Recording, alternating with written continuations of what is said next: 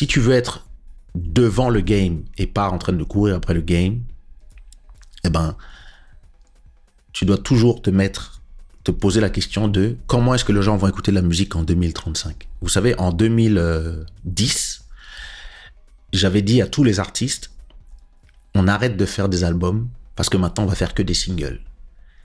Et tous les artistes sont sortis de mon label à cette époque-là. Ils ont tous dit non, lui il est fou, vas-y, laisse-moi aller bosser avec les gens qui veulent me faire des albums, etc., etc. Et je leur disais, regardez, on va arrêter de faire des albums, on va faire des singles, parce que les gens, quand tu regardes bien les habitudes de consommation, moi je regarde tous les jours les analytiques.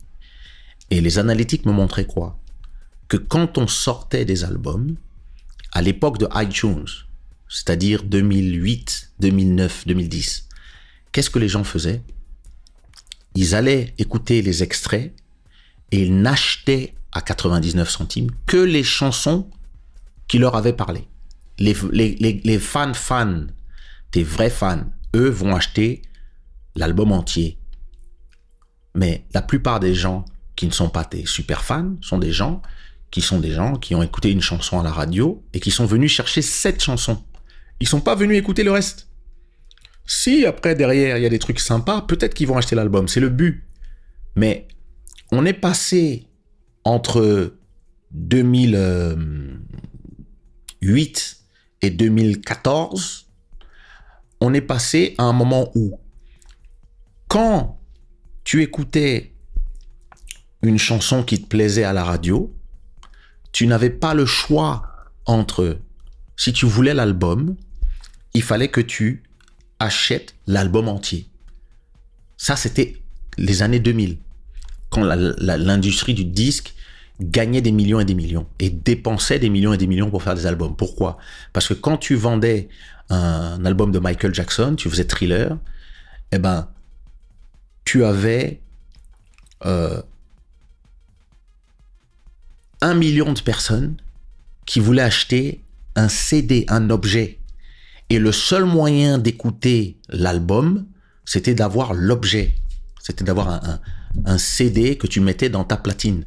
Et donc, tout d'abord, dans une armoire comme ça que les gens avaient, il n'y avait pas assez de place pour mettre 1 million d'albums. Donc, tout le monde avait peut-être 100 albums.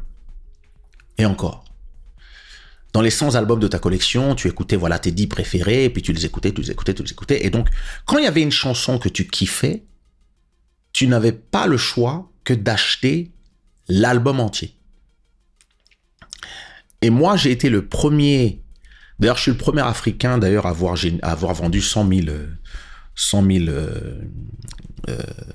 downloads sur iTunes, on n'en parle jamais, mais quand j'ai commencé à faire des singles, bon, les singles ça existait déjà, hein, on achetait en CD cartonné ou en vinyle, les singles c'est pas quelque chose de nouveau, mais dans le monde digital, j'étais le premier à dire aux gens, les gars, faisons des singles pour pouvoir justement lancer plus de musique. C'était pas une question de... Parce que ce qu'il y a d'intéressant avec un album, c'est que effectivement, tu crées un produit, allez, disons, je sais pas, de 15 chansons. Et tes 15 chansons, pour pouvoir écouter même une, tu es obligé d'acheter les 15 dans un seul album qui te coûte 20 €. Une fois que iTunes est arrivé, les gens ont commencé à dire, moi j'achète les 5 ici, ou moi j'achète juste celle-là, ou moi j'achète les 3 ici. Et donc ça a changé le game en fait. Et moi j'avais vu ça dans les analytics très tôt. Et les gens me disaient, ouais mais je comprends pas, on vend plus d'albums. Je disais, non, on vend des albums, mais en vérité, les gens, ils ont le choix. Vous savez, avant, Sony Music, ils avaient raconté, il y avait une interview d'un gars qui disait qu'il faisait des filler tracks. Qu'est-ce que c'est des filler tracks? Et il faisait ça aussi beaucoup dans le zouk.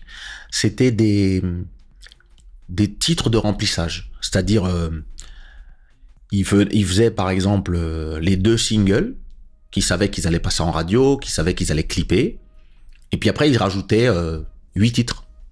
Et ces 8 titres, c'était pas important. C'était juste pour pouvoir remplir le CD. Et donc, il te sortait 10 titres. Il y en avait 2 qui avaient été bien travaillés. Et ensuite, il y en avait 10 qui étaient tous faits le même jour. Ils avaient tout enregistré en une fois, rapide, sans se prendre la tête. Parce qu'ils s'en foutaient, en fait. Parce que de toute façon, pour pouvoir acheter le single qui passait en radio, vous étiez obligé d'acheter l'album. Et quand iTunes est arrivé, d'un seul coup, les gens qui faisaient des albums de ce genre-là n'ont plus eu de succès ou ne gagnaient beaucoup moins d'argent parce que les gens achetaient juste les 2 chansons qui les intéressaient. Moi, j'ai toujours fait non seulement des albums de 20 titres, mais en plus, j'ai toujours voulu faire de la qualité et j'ai toujours voulu...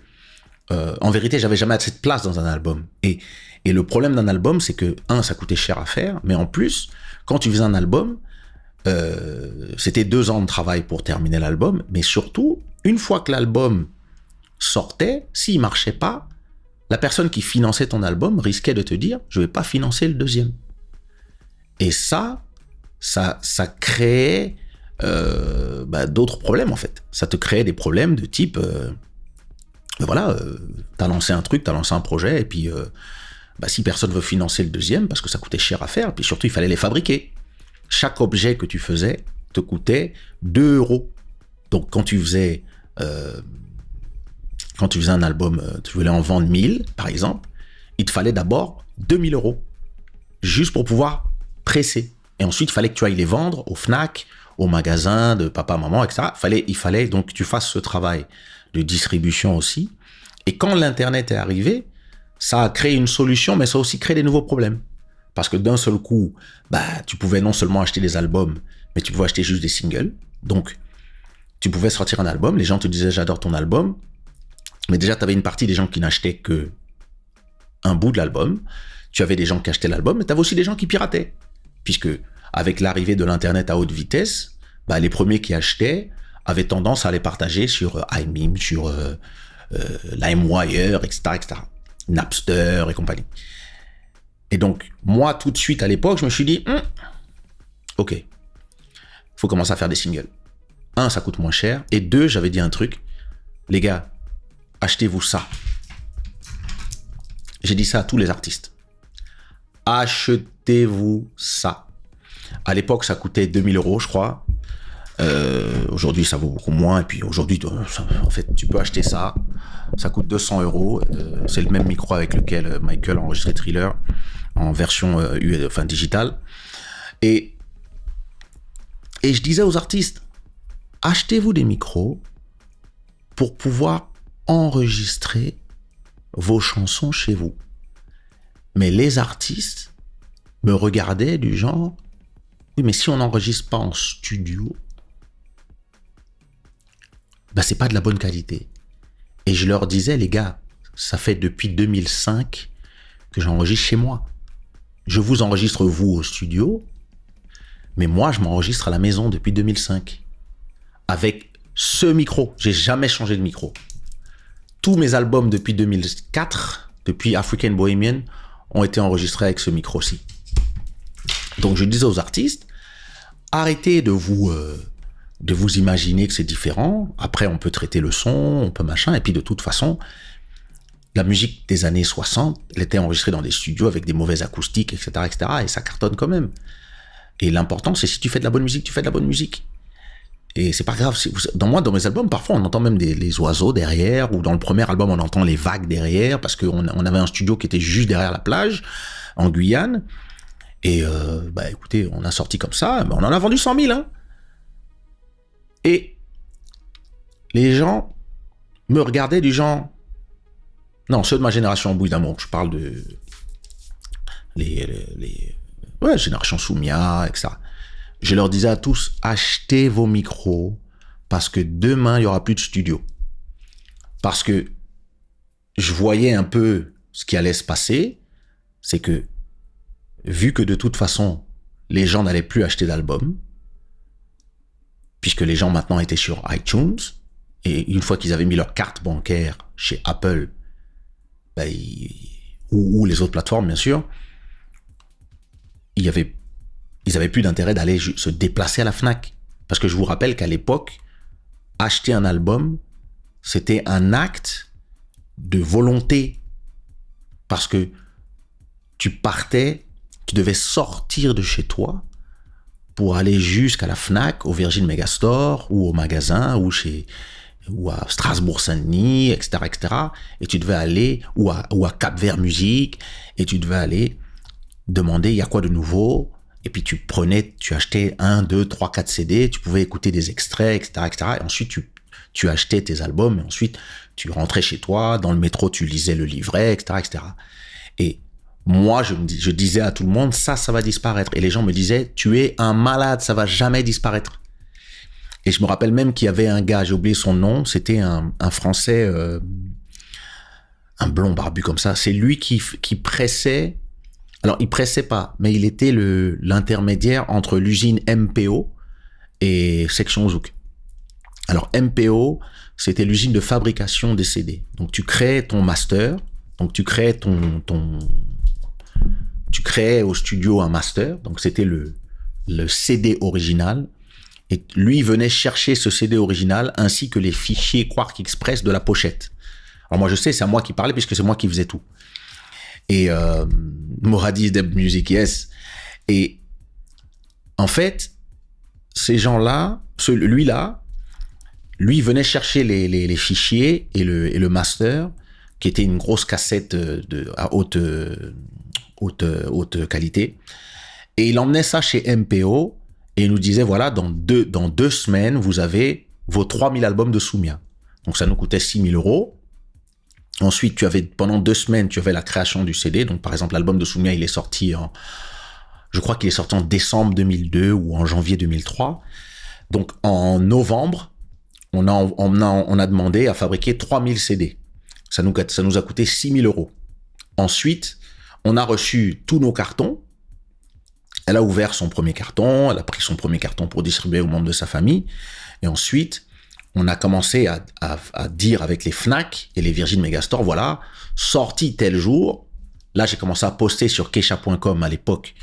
Voilà, Soumia, Still in Love, etc., etc. Voilà quand ça va sortir. Et ensuite, tu envoies les CD à tous les DJ d'abord. Tous les DJ viennent à la maison de disques récupérer les albums promo pour pouvoir commencer à les passer en boîte, que les gens commencent à dire « Oh mon Dieu, c'est magnifique ».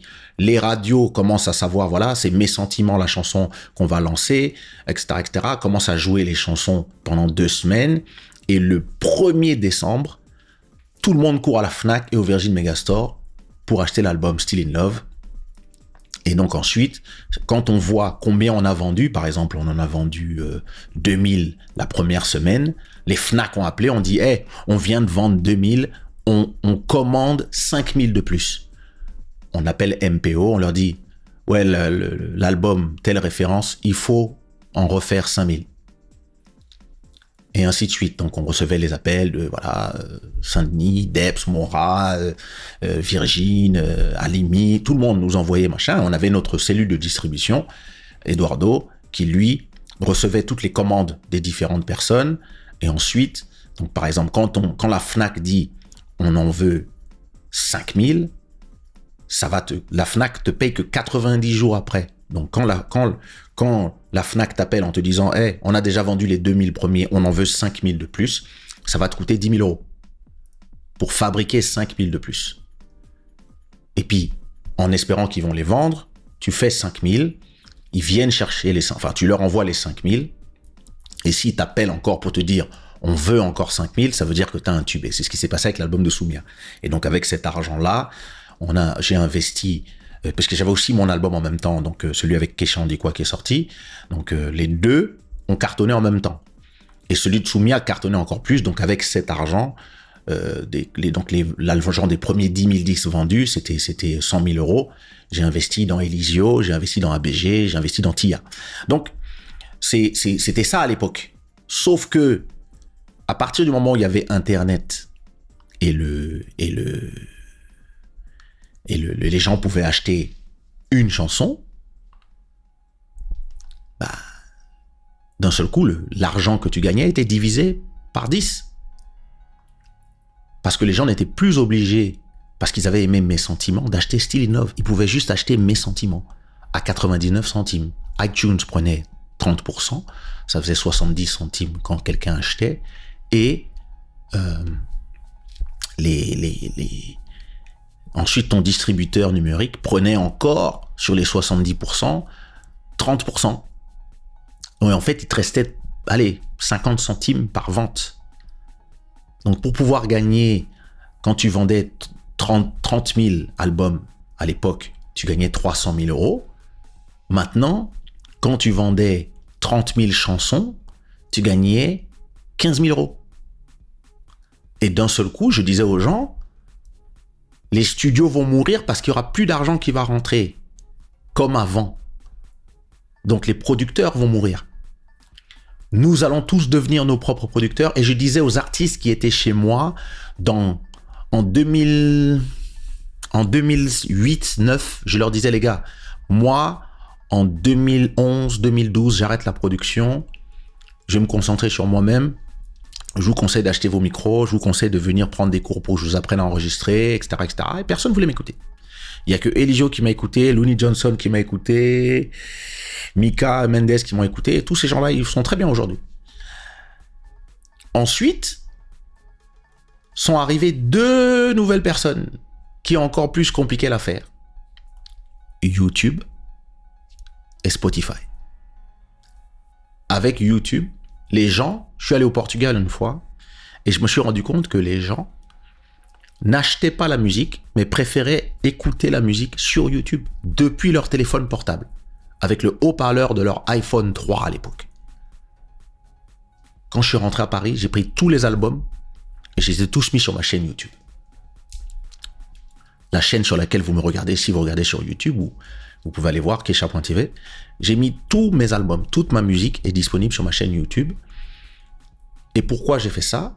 Parce que, et tous les clips aussi, je les avais mis sur YouTube, bien avant tout le monde. Je suis un des premiers à avoir mis, dans la musique afro-caribéenne, je suis un des premiers à avoir mis la musique sur YouTube. Et à l'époque, les gens me disaient, tu vas tuer les ventes de CD.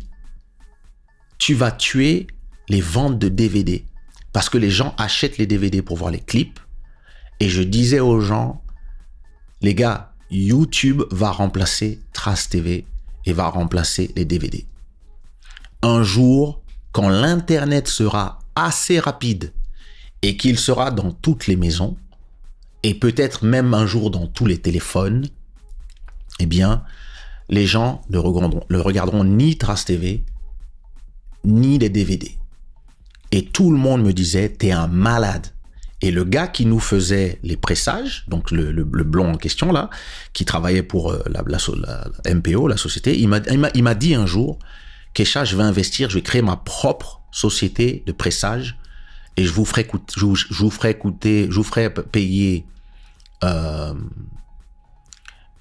payer au lieu de 2 euros par CD, avec moi vous paierez 1,50. Et je lui ai dit, frérot, ne fais pas ça. Investis ton argent dans soit une société de distribution numérique comme Believe, comme Deezer, ou investis même dans Spotify, je lui avais dit, ou dans Apple. Achète des actions si tu as 100 ou 200 000 euros à mettre dans quelque chose, mets ça là-dedans, parce que les presseurs de disques ne vont plus exister dans les 5 ou 6 années. Et le gars m'a dit, mais toi, t'es un malade. Il a créé son entreprise, il a investi tout son argent dedans, et quand son entreprise était prête, puisque ça met quand même du temps à faire, c'est exactement le moment où Free a lancé l'Internet illimité pour 29 euros. Parce que je vous rappelle qu'à l'époque, l'Internet n'était pas illimité. Et quand l'Internet n'était pas illimité, à l'époque de Wanadu, eh ben, les gens ne pouvaient pas télécharger des films à volonté et pirater de la musique à volonté. Parce que ça coûtait cher. Je crois que chaque gigabyte ou chaque mégabyte au-dessus de... Je crois que ton maximum par mois, c'était 100 mégabytes. Et chaque mégabyte au-dessus, c'était 5 euros. Donc, quand tu recevais une facture de 500 euros d'Internet, tu faisais « Wow, j'arrête de télécharger ». Sauf que Xavier Niel est arrivé avec Free et a dit « Hey, pour 29 euros, vous avez téléphone portable illimité, Internet illimité et le câble illimité. » Donc, il a tiré sur Canal+, il a tiré sur SFR, Orange et compagnie, et il a aussi tiré sur les Wanadu, les Caramel et compagnie, tout Internet. Et c'est là que, à ce moment-là, c'est là que le piratage a commencé en folie. Et la solution au piratage, ça a été Spotify et iTunes. Et d'un seul coup, on est passé au monde du streaming. Et il y a deux types de streaming, c'est le streaming vidéo et le streaming musical. Spotify, Deezer, etc. Netflix, YouTube. Et à cette époque-là, tout le monde n'avait pas Internet. 2008, 2007, 2008, c'était pas tout le monde n'avait pas Internet. Il y avait même plein de sociétés qui n'avaient pas de site web. Mais c'est vers cette époque-là que c'est devenu la folie. Tout le monde devait avoir un site Internet. Les télés ont commencé à avoir des sites Internet. C'est là que Twitter a explosé, Instagram, donc Facebook. Moi, j'ai vu la création de tous ces réseaux sociaux. Mais moi, quand Instagram s'appelait encore Bourbon, j'étais déjà là-bas. Quand Twitter s'appelait Odeo, j'étais déjà là-bas. Quand Apple avait racheté SoundJam, qu'il a transformé en iTunes, j'étais déjà là aussi. Donc, j'étais donc prêt à passer toujours à la phase suivante. Et c'est ce qui s'est passé aussi avec Spotify, avec toutes ces plateformes, où j'ai été un des premiers à parler avec Believe Digital, que je les avais rencontrés à Universal. Ils m'expliquaient ce qu'ils voulaient faire, une plateforme qui distribuait la musique partout. Moi, j'utilisais CD Baby à l'époque. Et j'ai commencé à distribuer la musique parce que mon but, c'était de pouvoir m'étendre mondialement avec ma musique et la musique des artistes avec qui je travaillais. Et donc, l'Internet permettait ça, mais il permettait aussi un piratage sauvage. Mais on se disait, écoute, c'est pas grave si on nous pirate, parce que c'est ça qui va nous permettre d'être connus aux quatre coins du monde, de faire des shows là où on gagne pas de vente et de gagner en stream, en vue YouTube, etc. Donc, en 2008, pareil, j'ai été un des premiers à être contacté par YouTube pour justement faire partie du programme de monétisation. Et c'est à partir de là que j'ai touché mon premier 1000 euros de YouTube. Non, je crois que c'était 800 euros la première fois que j'ai payé. Et je me rappelle, à l'époque, mon loyer, c'était 800 euros. En 2008, je crois, j'étais sur YouTube je suis sur YouTube depuis 20 ans, depuis 2005. Quand ça a commencé, j'étais sur Dailymotion d'abord, et une autre qui s'appelait... Ah, j'ai oublié. Et après, YouTube. Et donc, quand ils m'ont proposé de faire partie du programme de monétisation, puisque j'avais une des plus grosses chaînes YouTube à l'époque, pour tout ce qui était musique, Kizomba, Zouk, etc., puisque j'étais un des seuls qui avait des clips, et qui avait tous les clips de Sushiro, mais j'avais même des artistes qui me disaient « Est-ce que tu peux mettre mon clip dans ta chaîne ?» Parce que nous, on n'a pas de chaîne YouTube, on comprend rien. Et donc, quand j'ai touché mon premier... je vais simplifier, c'était 800, mais quand j'ai touché mon premier 1000 euros de YouTube, dans un mois, j'ai fait « Attends une seconde. Quoi ? Mon loyer, c'est 950. C'était 950 mon loyer au Pré Saint-Gervais. Attends. Ça paye mon loyer. J'ai attendu le mois d'après. Paf 900. Le mois d'après, paf 1000. Le mois d'après, j'ai fait oh. Et là, j'ai commencé à poster tous mes vlogs, tout mon contenu sur YouTube pour arriver à ma chaîne aujourd'hui, justement. C'est une chaîne qui rapporte 5000 euros tous les mois. Pourquoi ? Parce qu'il y a 6000 vidéos dedans.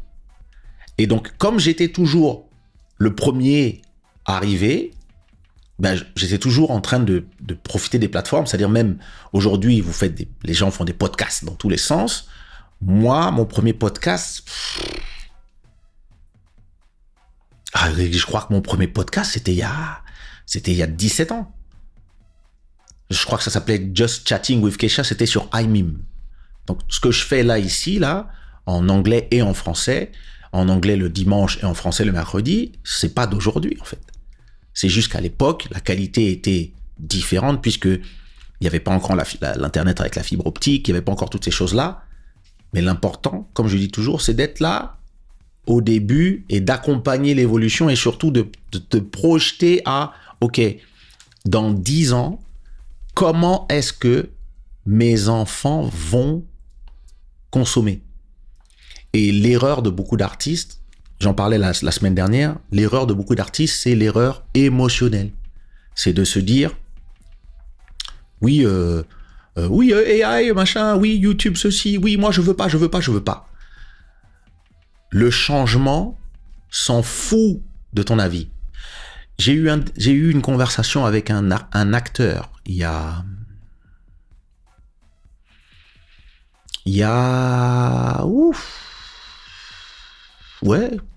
en 2008. Et je lui disais, tu sais, un jour, les gens n'iront plus au cinéma. Et il me disait, quoi? Je dis, non, un jour, les gens n'iront plus au cinéma. Et il m'a dit, mais pourquoi? J'ai dit, parce que un jour, l'Internet sera assez rapide pour que la vidéo et le son passent de façon instantanée sur ta TV. Et il a commencé à hurler. Non, qu'est-ce que tu racontes? C'est la folie. Je lui disais, frérot, calme-toi déjà. Respecte. Non, machin, le cinéma, c'est machin, le grand écran, les pop-corn, l'expérience. Je lui disais, gars, moi, je te parle comme quelqu'un qui va au cinéma et qui aime aller au cinéma. Je ne te parle pas comme quelqu'un qui est content. Moi, je suis un réaliste. Je suis pas moi, dans la philosophie, on m'appelle le stoïque. Moi, j'ai étudié le stoïcisme. Le stoïcisme, c'est de ne pas se laisser emporter par tes émotions quand les choses arrivent. C'est de regarder les choses, d'analyser les choses et d'avancer. Et donc, je lui disais, écoute, ce que je t'explique, c'est pas de la rêverie.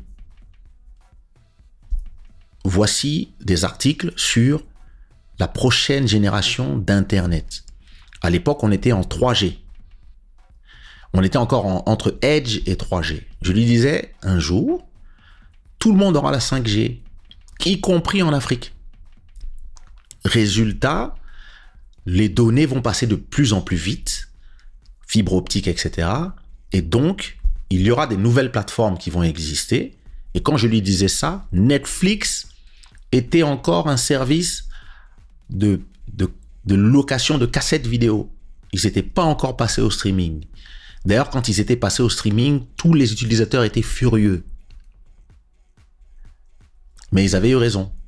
Et je lui disais, les gens, à un moment, quand ils vont pouvoir recevoir leurs films à la maison, ils n'auront plus d'intérêt de sortir de chez eux pour aller au cinéma. Ils le feront de temps en temps pour le plaisir, mais si les télés, à l'époque, les télés plates qu'on mettait sur le mur, le maximum, les plus chères, celles qui coûtaient genre 50 000 euros, c'était les 40 pouces. Et je lui disais, un jour, il y aura des télés de 60 pouces, 65 pouces.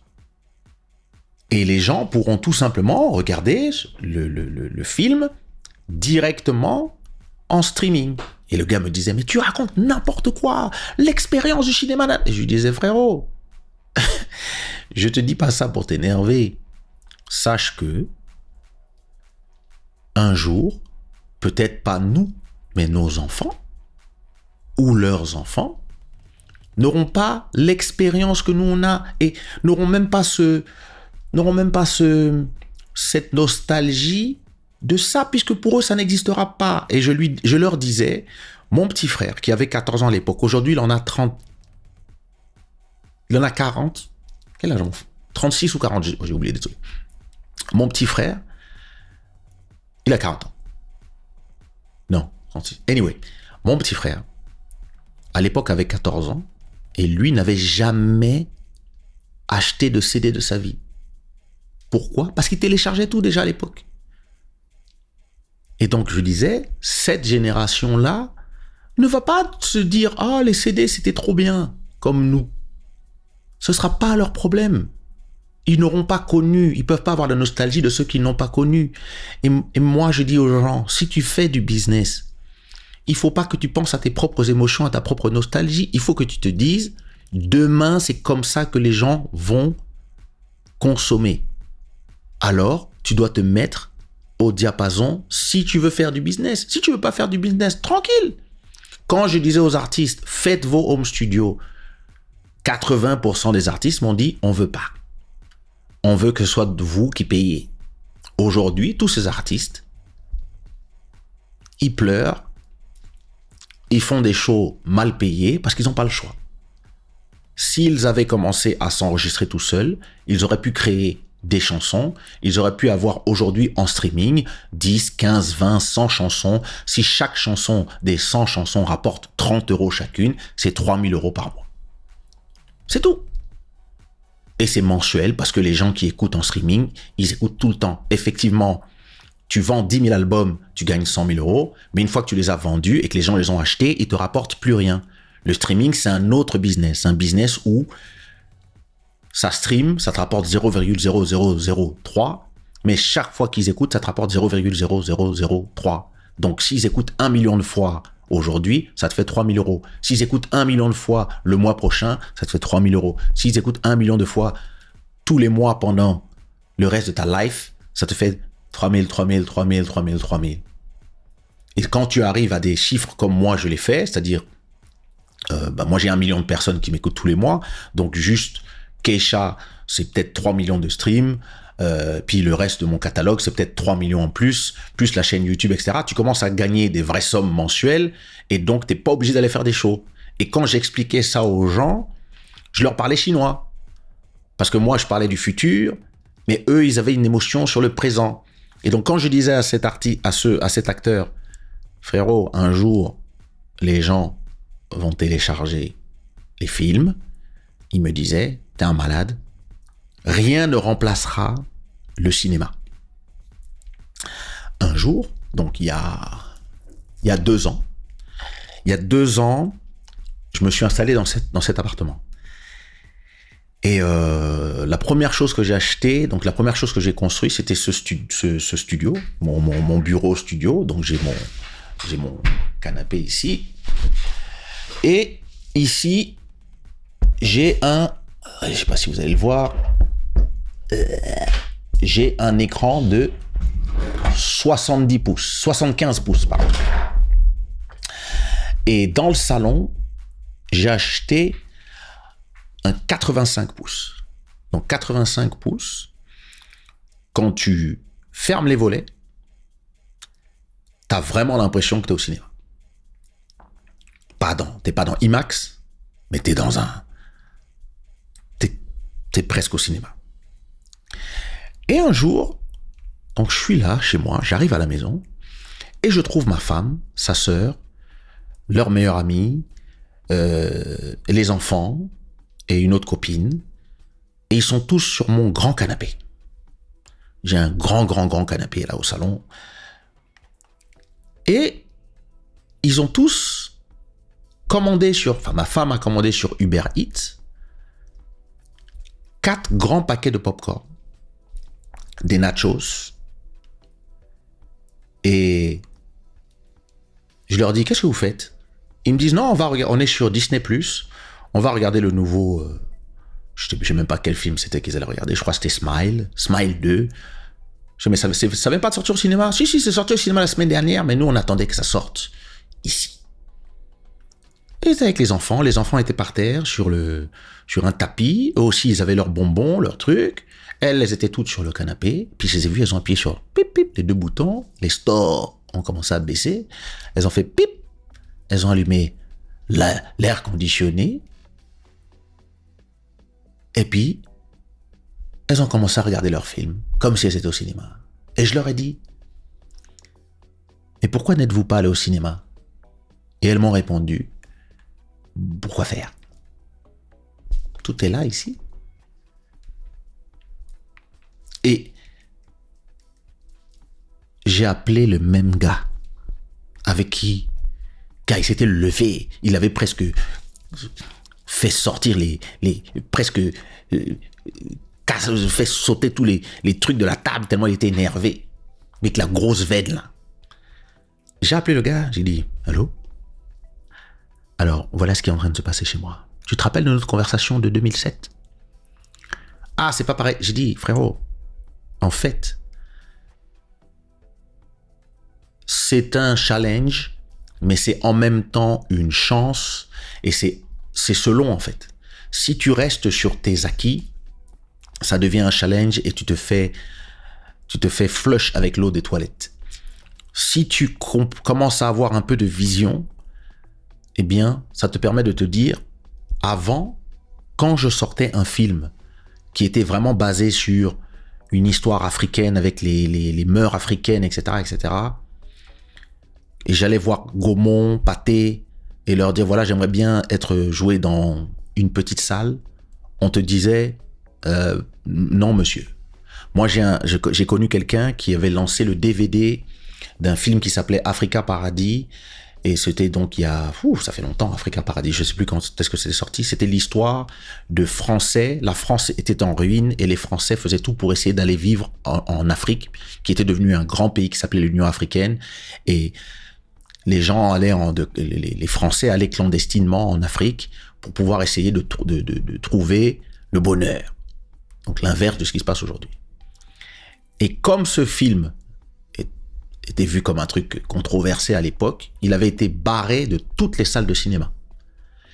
Et donc, il avait sorti en DVD et il n'arrivait pas à le distribuer au Fnac. Parce que les Fnac lui disaient, ah, non, mais en fait, le sujet, c'est un peu compliqué, la façon dont vous parlez de l'Europe, nanana, c'est un film un peu raciste. Et donc, on lui empêchait de vendre son film à l'époque, de le distribuer. Et moi, je lui avais dit à l'époque, mets-le sur YouTube. Frérot, mets-le sur YouTube. Je sais pas si il est... Attends.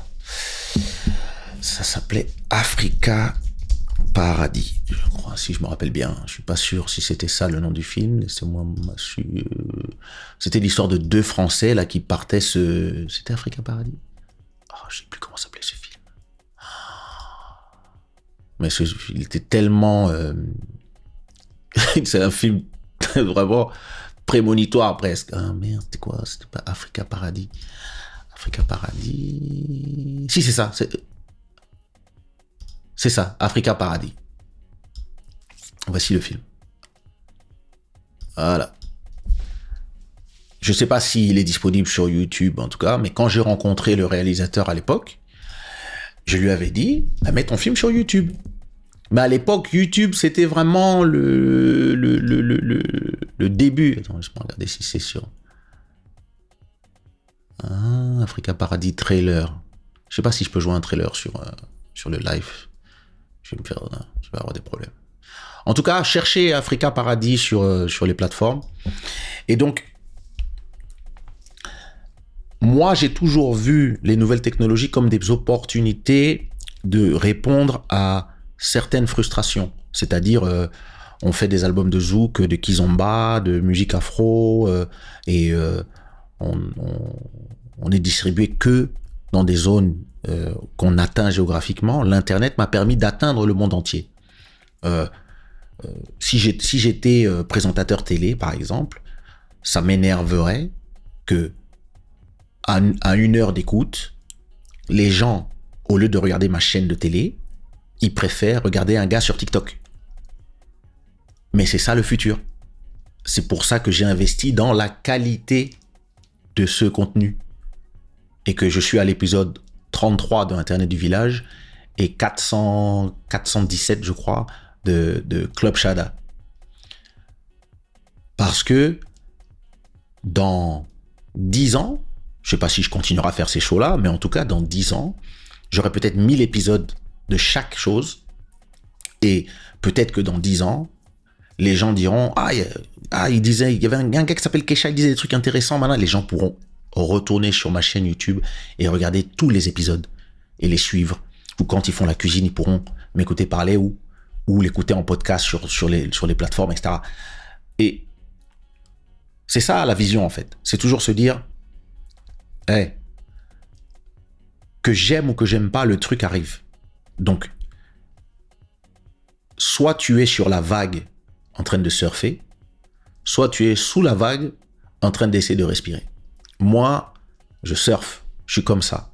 Quand j'ai découvert le Mapuka, j'ai créé, on dit quoi? J'ai découvert le Mapuka, le Zouglou, j'ai mélangé ça avec un peu de hip-hop, un peu d'Atalakou de Kin et de Braza, un peu de Nushi ici, un peu de rap en anglais. First of all, I'm fabulous. Allez. Jusqu'à aujourd'hui, 23 ans après, il passe dans toutes les soirées.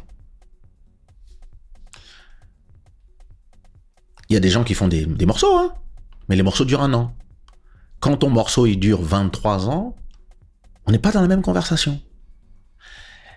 Et quand je vois le AI aujourd'hui, je me dis, et je dis à tous les amis chanteurs, beatmakers que je connais, les gars, avant on était 10, après on a eu 1000 concurrents, après on a eu, avec l'internet, les type beats, on a eu 100 000 concurrents, nous allons bientôt avoir 10 millions de concurrents.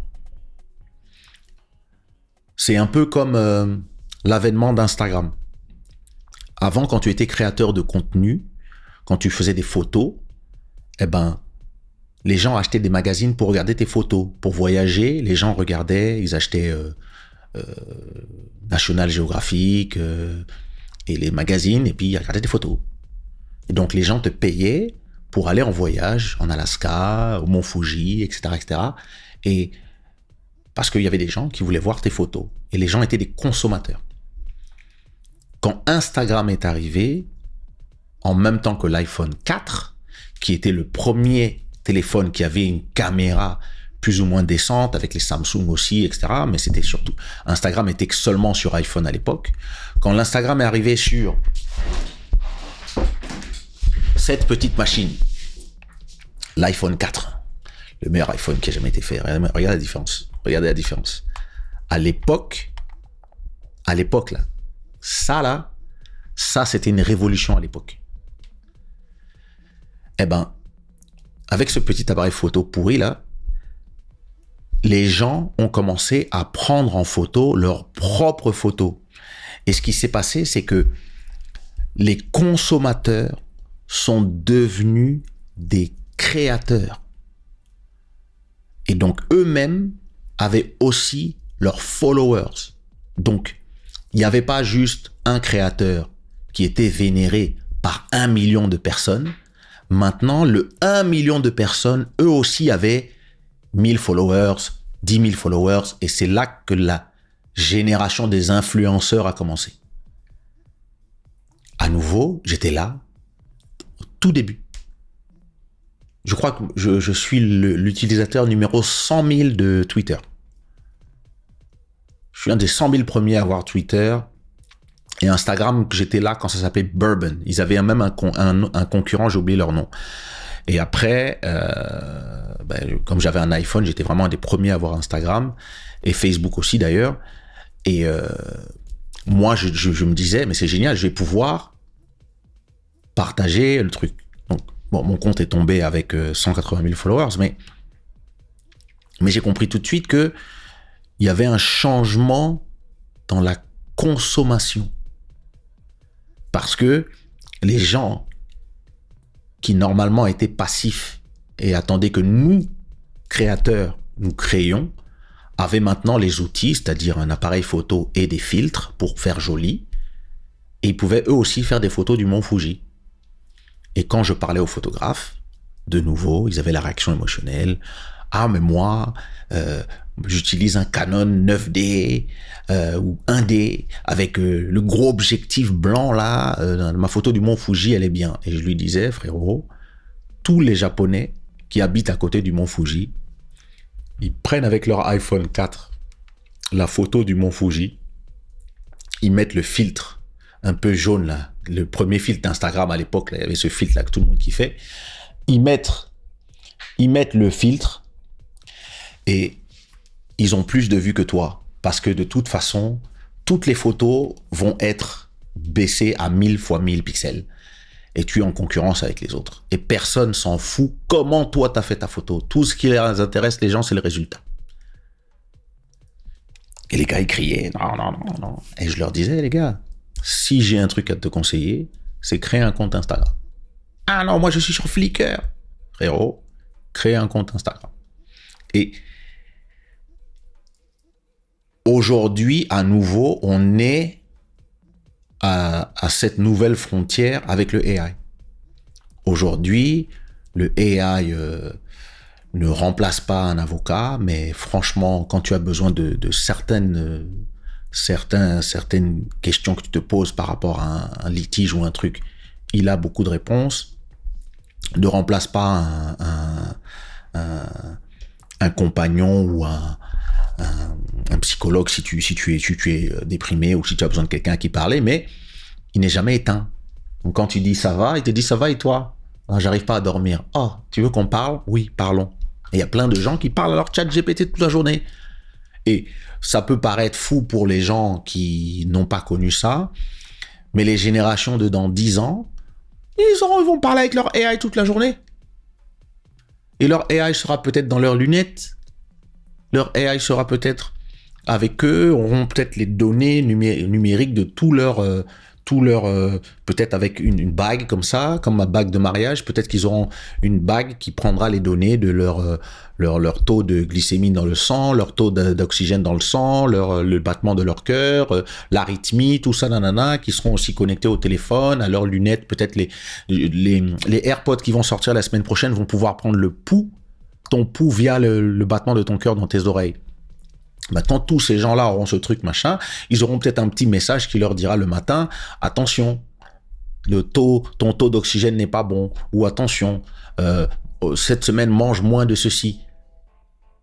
Et pour nous, ce sera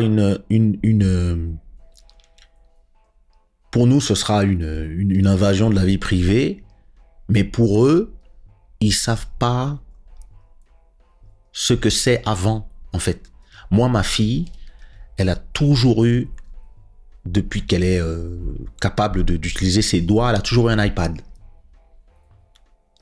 Ah oui, mais non, parce que moi, je veux que ma fille, elle soit comme moi, c'est-à-dire, demain, elle sera opérationnelle pour le monde de demain.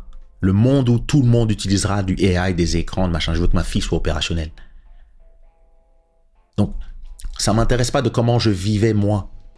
Ce qui m'intéresse, c'est comment elle va vivre. Et quand je regarde comment elle consomme les contenus, ma fille n'a pas connu un monde sans Internet. Ma femme encore, comme elle a grandi en Afrique, à l'école coranique, elle est encore... je dirais qu'elle a découvert Facebook. C'est plus une enfant Facebook. Quand elle avait 14, j'imagine, c'était Facebook. Mais elle était en Afrique, donc l'Internet n'était pas comme aujourd'hui. Mais une fois qu'elle est arrivée ici, bah ça y est. Internet illimité, machin, nanana, Instagram. Elle était déjà époque Instagram. Alors que moi, j'ai vraiment connu le monde sans... Moi, je suis la dernière génération des gens qui ont 50 ans. On est la dernière génération des gens qui ont grandi sans Internet. Et les gens qui ont 8 ans aujourd'hui, comme ma fille par exemple, mais c'est un des premiers mots qu'elle a su dire. Enfin, papa, maman, mais les deux mots qui sont dans le vocabulaire de ma fille depuis qu'elle est consciente, enfin qu'elle a l'intelligence d'un enfant, c'est-à-dire vers 4-5 ans, c'est Internet, elle appelle ça intranet, et batteria. Nous, les gens de la génération 90, on a vraiment du mal à se projeter dans ce monde très connecté. Imagine, moi, je suis né en 1974. Moi, ma première nana, on s'appelait au téléphone et on tournait pour s'appeler. Moi, j'avais 10 numéros que j'appelais, je connaissais tous les numéros par cœur à l'époque. Moi, je viens d'une époque où, quand tu étais perdu, soit tu connaissais la ville, soit tu achetais une carte de Paris. Et quand tu voulais aller en boîte de nuit, ou en Belgique, ou en Hollande, on allait au Mondial, il fallait avoir la carte. Nous, on a vu apparaître Coyote. C'était les premiers GPS. Il y avait les GPS Coyote. Ensuite, il y a eu les GPS dans les iPhones. Nous, on a vu apparaître tout ça. On a connu, avant Google, il y avait Alta Vista. Avant Alta Vista, il y avait... On a connu... Avant TikTok, il y avait Instagram. Avant Instagram, il y avait Facebook. Avant, il y avait i5. Avant, il y avait MySpace. Avant, il y avait GeoCities. On a connu MSN, ICQ. Nous, on a vu tout se construire. Et quand tu as vécu plusieurs révolutions, t'es prêt, en fait, pour la prochaine. Tu es pas en mode... Moi, j'ai connu le Bitcoin à 50 centimes. 2011. Et je disais à mon ex, et si j'achetais pour 300 € de cette bêtise-là? J'en aurais mis 6 000, c'est-à-dire 600 millions d'euros. Et finalement, j'ai fait, ah non, laisse. Donc, quand tu as vécu ces choses-là, tu as une vision différente du monde. Et tu comprends qu'il faut jamais... Et Skyblog. J'avais une ex qui avait fait semblant de mourir sur Skyblog. Je raconterai ça une autre fois. Quel connard. Ou je crois que j'ai déjà raconté. Anyway, on est dans un truc où j'expliquais à un artiste qu'avant, ça coûtait tellement cher que c'est les maisons de disques qui décidaient qui pouvait rentrer et qui ne pouvait pas. Donc, d'un côté, il y avait les élus, les artistes qui étaient signés en maison de disques, et de l'autre côté, il y avait tous les gens qui n'avaient pas accès aux rêves. Et quand comme dans Game of Thrones, le mur est tombé là, on s'est tous retrouvés ensemble, avec les White Walkers, on s'est tous retrouvés là. Tous les artistes bons, les artistes qui méritent, les artistes qui sont nuls, les artistes qui font des trucs pourris, mais tout le monde maintenant a la possibilité de faire. Et si tu es pour la liberté d'expression et tu es pour l'art, eh bien même les artistes qui sont nuls devraient pouvoir aussi tenter leur chance et déposer aussi leur musique sur Spotify et YouTube et compagnie. Et c'est le public qui décide. Sauf que, comme ça fait beaucoup de bruit, les gens qui